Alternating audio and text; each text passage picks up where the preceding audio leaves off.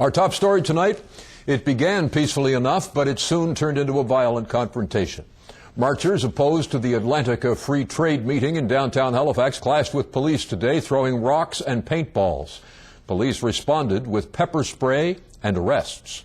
The CBC's Catherine Morse was there and joins me now live from outside the World Trade Center where the Atlantica conference is being held. Catherine, just what happened today? Well, Jim, it was a very ugly scene here earlier, probably the ugliest Halifax has witnessed since the G8 12 years ago.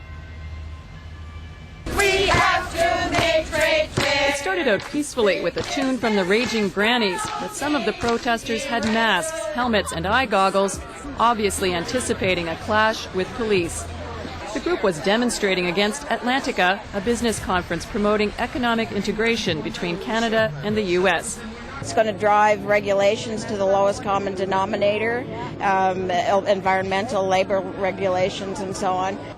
Well, we're most opposed to the lack of democracy, the lack of transparency, the lack of accountability. After marching through the downtown, the group was stopped near the conference by police.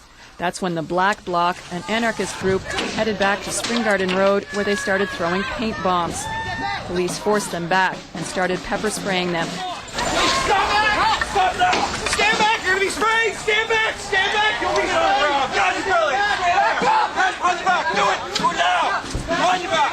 Press, please, including the press. Other than the paint bombs, these were the only weapons the police found. Everyone, including the press. Stay off the grass. One of the most violent things today is the fact that the decisions being taken as part of Atlantica over at the World Trade Convention Center will never be discussed democratically in any public debate, will not be discussed in Parliament. None of the mainstream political parties will oppose it, and it will be implemented and nobody would have had any say in it.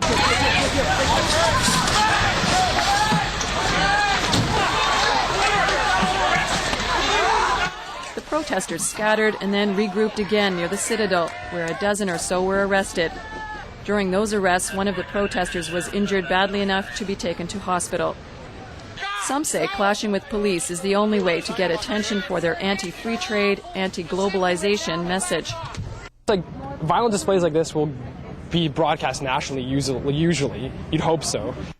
Well, this definitely will be getting some national attention. There were 20 arrests, 3 people injured, including 1 police officer, and some very scary moments for bystanders who were caught up in the confrontation this afternoon. Jim?